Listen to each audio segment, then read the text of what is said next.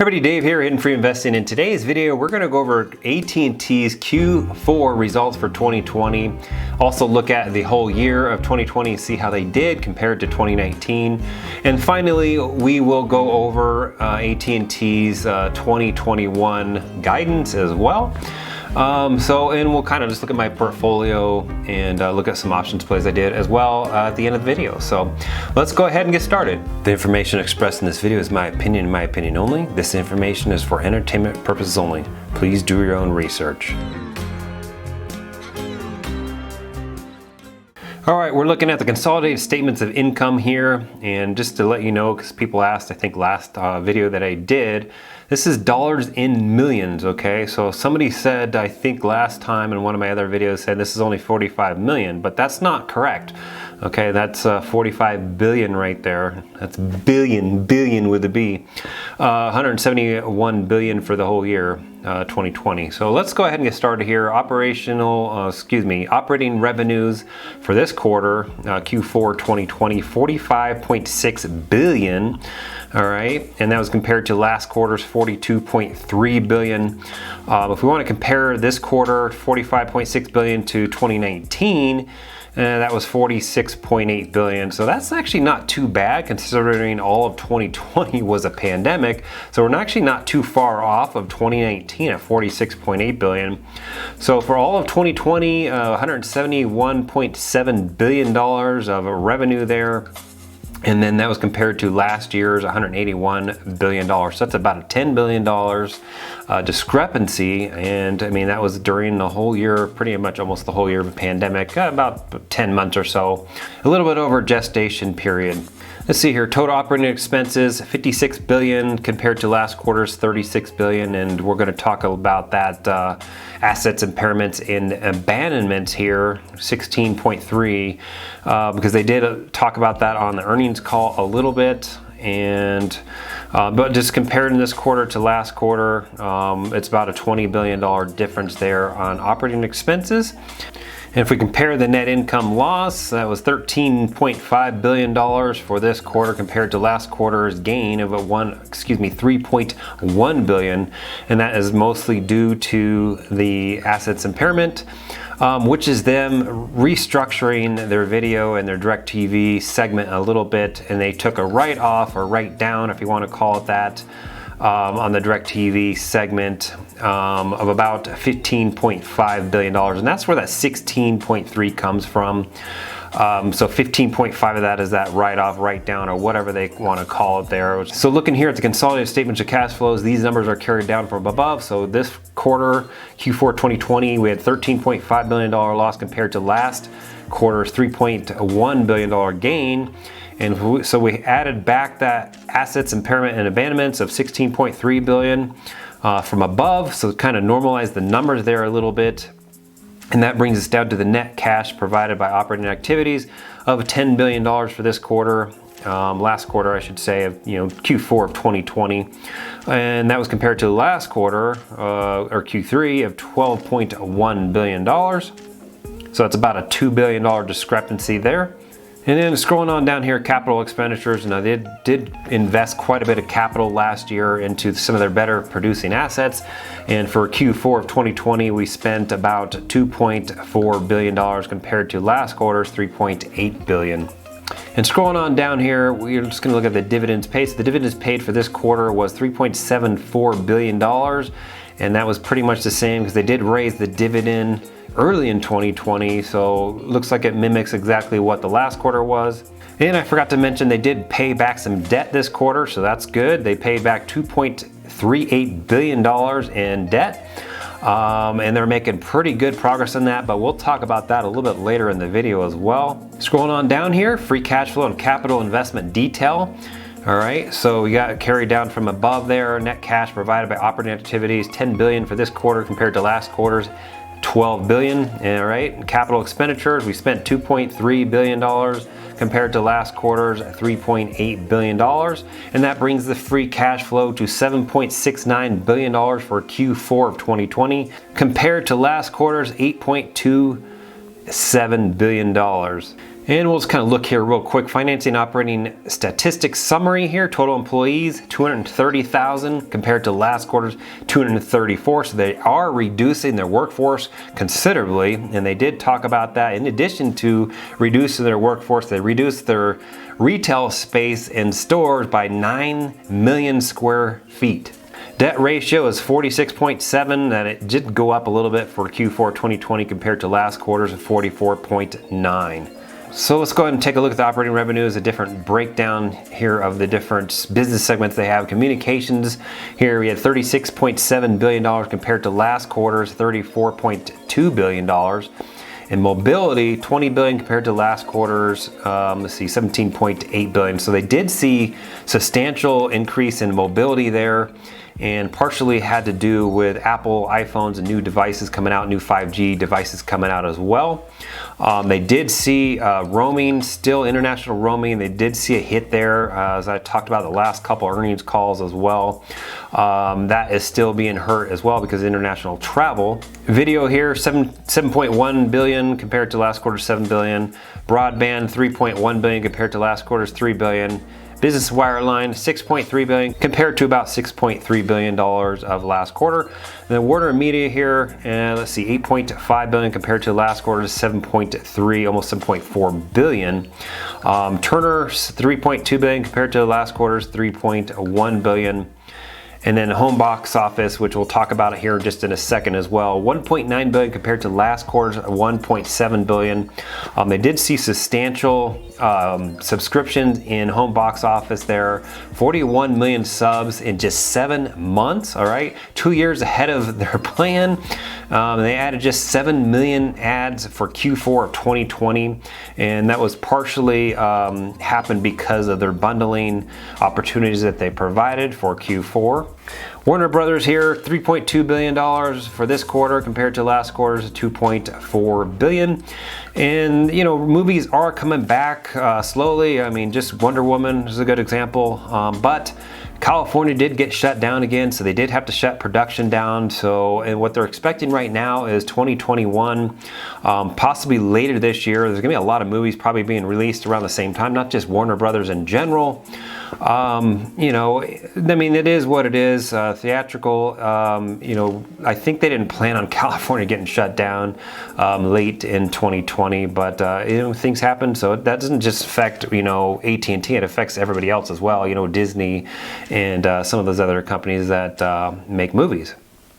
AT&T has trimmed their debt from $180 billion down to $147 billion. Go ahead and like and subscribe and hit that bell notification. So let's go and take a look at some of their focus priorities here. Solid execution yields customer gains, 1.5 million postpaid phones additions, highest since 2011.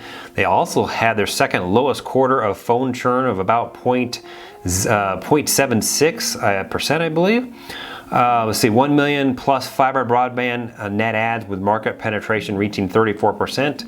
They're looking to try to add 2 million more broadband net adds for 2021.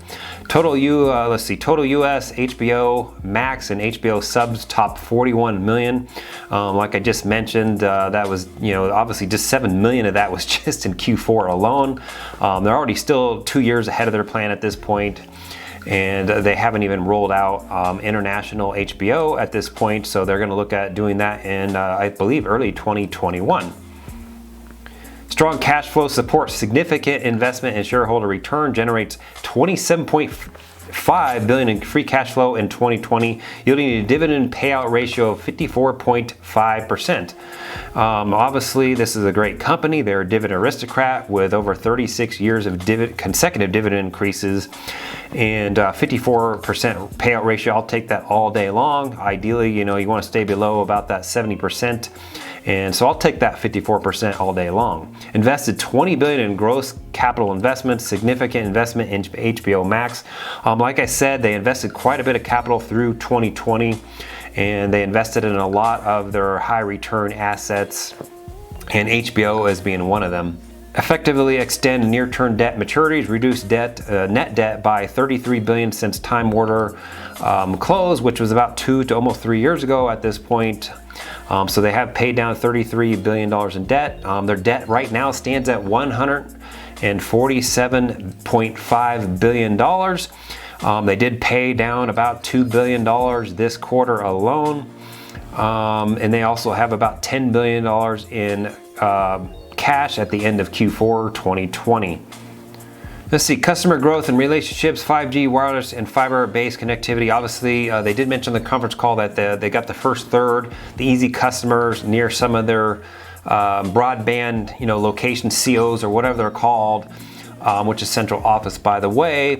They got all the customers that are close to that, and now they're on to the second third, which is the next, the customers right after them. It's still linking to the existing customers or right after the next customers. So they don't have to lay out a lot of capital at this point. They got, the low-hanging fruit. Now they're going to go to the next section, which is a little bit harder. But they've already got the groundwork laid at this point. 5G, still building that out.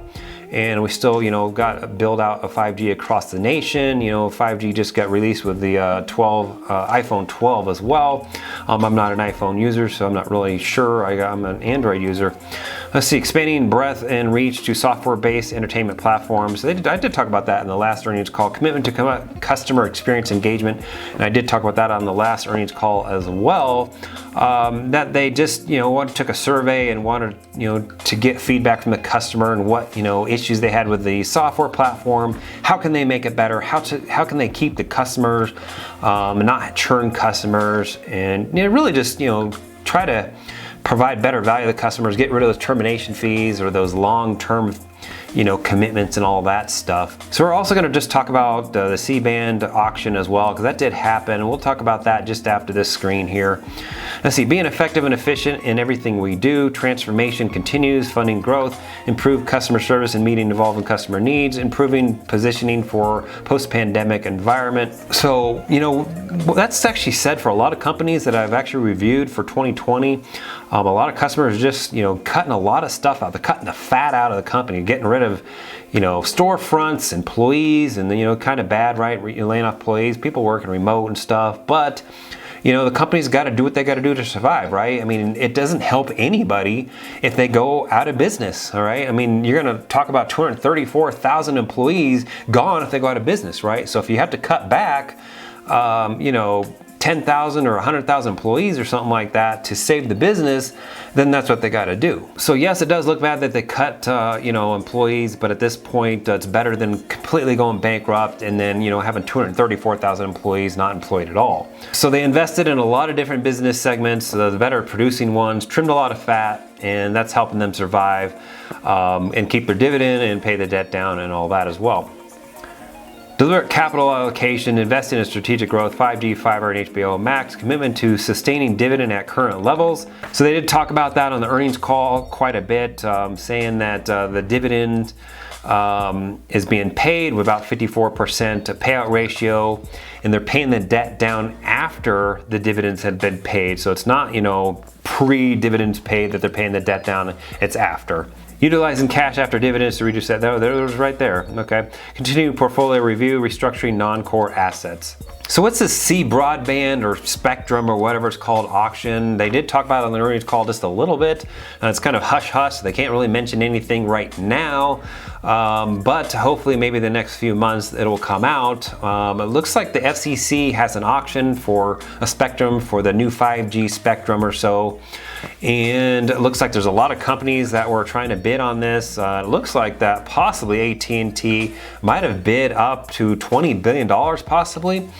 And it looks like that they might actually be getting financing for that. So, as much as they're paying the debt down from $180 billion down to $140, looks like they might be taking on another $20 billion in debt for that broadband license or spectrum license. I mean, that's kind of scary, but at the same time, you got to do what you got to do to remain competitive, right? If a bunch of other companies are doing it and you don't have any spectrum at all, C-band spectrum, then all that money you probably outlaid for 5G or something like that could just be a complete waste of money. So you got to do what you got to do. They do have $10 billion in cash laying around right now, but it kind of makes sense to just finance it. you know, the money they could probably make from 5G, they can pay back that $20 billion pretty quickly. But, you know, just as they're making, you know, headway on this debt, you know, they might be taking out another $20 billion in debt to get that license. So the good thing is they are getting rid of Crunchyroll. I don't know exactly when that's going to close, but maybe early 2021. I believe that was sold to Sony. So those proceeds will be going down to pay the debt directly. They're not going to be using it for anything else other than just paying the debt down. So AT&T right now has a dividend yield of 7.14%. All right, payout ratio. I don't know exactly how they're calculated on here, or 65% on here. 5-year dividend growth rate CAGR is at 2.04%, and the dividend growth is 36 consecutive years of raising their dividend. Now, we don't buy AT&T for a big CAGR. All right, a lot of these communication sector companies have a pretty low 5-year growth rate. You know, we get compensated in the dividend yield of 7.14%. And right now they do pay a dividend of 52 cents per quarter. So we're looking here at the dividends just to kind of get an idea of when they're going to raise it next, all right? Because we know they're going to raise it next. They're a dividend aristocrat. So the last time they raised it was Q1 of 2020, and it was 52 cents from 51. So they raised it 1 penny, okay? And it looks like all of 2020 it remained the same. And technically they should have raised it this last quarter here, but they did not. But that's fine because they have technically till the end of 2021 to raise the dividend. So at some point during the year of 2021, they need to raise the dividend by at least a penny or so to remain a dividend aristocrat, and that will put them at 37 years consecutive dividend increases. This is kind of exciting news here. See, AT&T gains on report of talks to sell minority DirecTV stake to TPG. We know that DirecTV has been a boat anchor, a Titanic anchor for AT&T. You know, so it's kind of good to see somebody is still interested in it. Obviously, they're going to take a humongous loss on it. They already wrote off $15.5 billion just this quarter alone. But, you know, if they just get rid of that boat anchor at this point, you know, put that towards debt, and, you know, obviously they probably put on more debt because of the C-band auction from the FCC. But, you know, hopefully they can get rid of that sometime this year and, you know, pay some of that debt off with that stake. And we don't have to even worry about it anymore. In Q4, AT&T increased their HBO Max subscriptions by 7 million. Go ahead and like and subscribe and hit that bell notification. So I do own AT&T in my dividend portfolio. I've done many videos on it. If you want to take a look at the video, you can look at it up here. And let's see current portfolio. Let's see here, AT&T. So here's AT&T right here. Let me just sort this real quick from smallest to largest. All right, communication services. I do have Verizon as well. If we scroll up here, there's Verizon right there. So AT&T is a little bit bigger stake in my dividend portfolio. I do have 371 shares in my dividend portfolio, and at this time I'm down about 9.3%, so $1,100 down at this point. I own it in actually 2 different accounts here. So I got a tax deferred and a taxable account. I got 300 shares in the taxable, and I got about 70 shares here in the tax deferred account. I was selling covered calls in it for a while there, but it just became too much work, so I pretty much just sell covered calls on the VYM here ETF. And then one last thing we'll look at here, because I was trading options on AT&T, so this is just options report that I've got going on here. But let's look at the options activity, because I just sold, let's see, I just bought, excuse me. I just did a PMCC, a poor man's covered call on AT&T here, all right? So I basically sold a short call on that. I did 10 contracts, and that was a 29.50 strike, and then I bought 10 contracts on the leap, so that was a 2-year leap there. And there's expiry of January 1st, 2023, so I did 10 contracts on that. And I think I have it over here. Let's see, PMCC short call and PMCC long call. We'll already closed that out at this point for $186 gain or profit. And that was a 2.66% cash on cash return in just 8 days holding period. So that actually worked out pretty good in my favor. So I'm going to look at doing some more of those poor man's covered calls. So let's see here. We're looking at Finviz. We're just going to look at the chart here because, you know, I own AT&T, and, you know, looking at the chart here because I want to see where I'd buy it, where would I, you know, possibly open some more covered calls or poor man's covered calls in this case. And I think a perfect opportunity to buy AT&T. Obviously right now is not a bad price, honestly, but 28 would be my number here, because if you go back, look at, we got support, you know, there's kind of hung around here. We got support here, we got support back here. Okay, so last year, and if we click back here and go back, you know, over almost 10 years, you know, this is a pretty low number, right? I mean, this is pretty sticky point around the 26 to 28 level. 26 is where I'd probably, you know, look back up the truck at this point. And obviously we go back about 11 years, you're gonna have to go back all the way down to 24. So yes, I would definitely open up some poor man's covered calls around the 26 to 28 level, but I'm probably gonna still open them up anywhere pretty much right now, really. So I'm liking where AT&T is going right now. They're paying that debt down, even though they possibly might be taking on another $15 to $20 billion for that C-band auction. I feel like that's a necessary evil, all right? That's just part of doing business. You need to have that, you know, spectrum there, right? If you're gonna invest in 5G, just like a bunch of other companies are, to remain competitive, all right?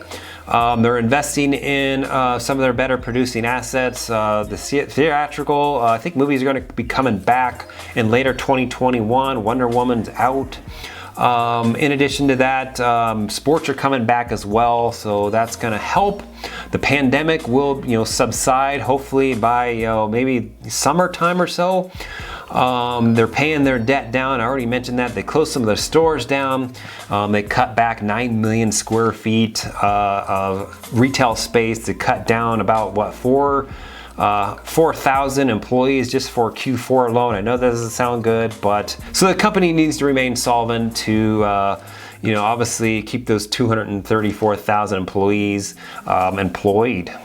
Hopefully, you know, maybe by summertime or later this year, international travel will come back, so the international roaming will come back as well. They trimmed a lot of fat, so when things do come back, the company will literally thrive beyond its, you know, probably its wildest dreams, or at least in the last 10 years, in my opinion. What are your thoughts on AT&T? And do you think that the best days are ahead of them or behind them?